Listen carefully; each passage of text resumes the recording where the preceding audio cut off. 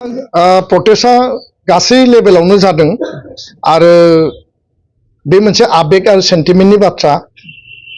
जोंनि एडमिशन, जोंनि एजुकेशनेल इन्स्टिट्यूशन, जोंनि रिक्रुटमेन्ट, जोंनि एपइन्टमेन्ट दा जायफोर दिनै यां जेनेरेशन आं दहाय फुङाव बुंदों 30-40 बोसोर आन्दोलननि उनाव जि मोनसे जोंनियाव इन्स्टिट्यूशननि क्राइसिसमोन, जोंनियाव ह्यूमेन रिसोर्सनि जि क्राइसिसमोन, जों गासैबो बिथिंजों फरायनो मोनाखैमोन, साख्रि बाख्रि जोङो नागिरनो खाबु गैयामोन, जोंखौ बन्चित डिप्राइभ खालामनाय जायो, आर्मी पुलिस लगायनानै जोंखौ धंस खालामनाय जादोंमोन।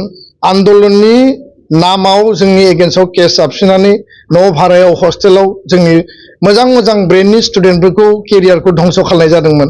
बे गासै चेप्टारखौ बारबोनानै जोङो अस्तित्वनि संग्रामाव दावहायाव जों देरहानानै जोंनि सिक्सिडल मोनबाय।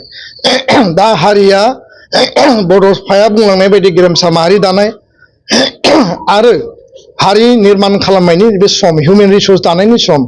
बिथांमोना मोनसे मोनसे सिमां लानानै फैदों, एम लानानै फैदों, गावबा गावनि केरियारखौ दानो लुबैयो, हारिनि सार्थनि थाखाय खामानि मावनो लुबैयो।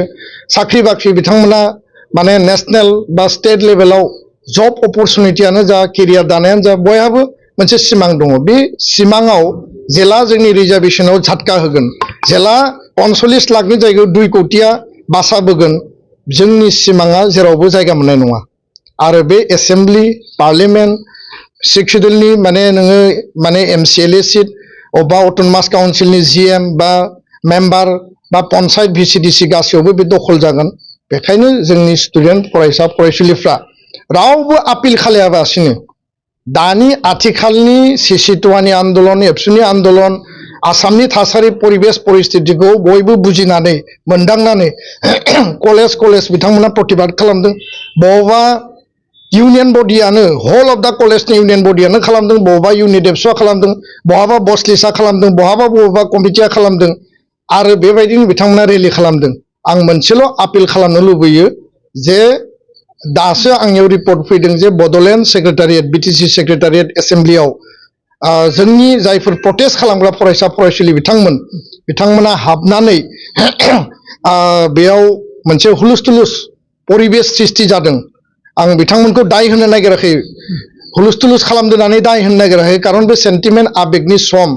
किन्तु बिथांमोना होंगो दोंगो हाबनायाव बेयाव मोनसे हुलुस-थुलुस आनरुलि एनभायरनमेन्ट जादों आरो बे एनभायरनमेन्टखौ खालामनाङा। आङो आर्नेस्टलि गोसो सिंनिफ्राय रिकुवेस्ट खालामदों, माने बिदा हिसाबै आरो एबसुनिफ्राय आं बिथांमोनखौ आपिल खालामदों जाहाथे कुनु भायलेन्स, कुनु बेबायदि आनरुलि, कुनु बेबायदि सिटुएशन जाहाथे दाजाथों।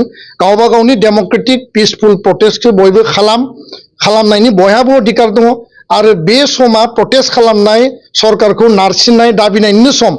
किन्तु गावजों गाव बेबायदि जाहाथे हुलुस-थुलुस खालामनानै माने बेबायदि भायलेन्सनि सिटुएशन, एनभायरनमेन्ट जाहाथे दाजाथों आरो जाया, बेखायनो बिथांमोना प्रटेस्ट खालामनायनि नामाव जाहाथे बबेबा सिङाव हाबनानै बेबायदि परिबेशखौ माने जाहाथे माने भायलेन्स जालायनाय थासारिसिम जाहाथे बिथांमोना खालामा। बेखायनो बिथांमोना DC अफिसनि मोखाङाव, सेक्रेटारियेटनि मोखाङाव, इउनिभार्सिटिनि मोखाङाव बा जों जेखौ प्रटेस्ट खालामदों, राजा लामायाव रेलि खालामदों, बे गणतान्त्रिक देशनि माने जि प्रटेस्टनि जि मोनसे नियम दङ, बेनि आवथायाव थानानै बयखौबो प्रटेस्ट खालामनो आं खावलायदों। कुनु कारनाव जाहाथे भायलेन्सनि रुप लाया आरो बे महराव जाहाथे रावबो थाङा। बेखायनो आङो फरायसा फरायसुलिफोरखौ इमोसन आरो सेन्टिमेन्टखौ लाखिनानै हारिनि सार्थ, STनि सार्थआव सरकारखौ नारसिननायनि प्रतिबादखौ खालामलांनो थाखाय आं खावलायबाय।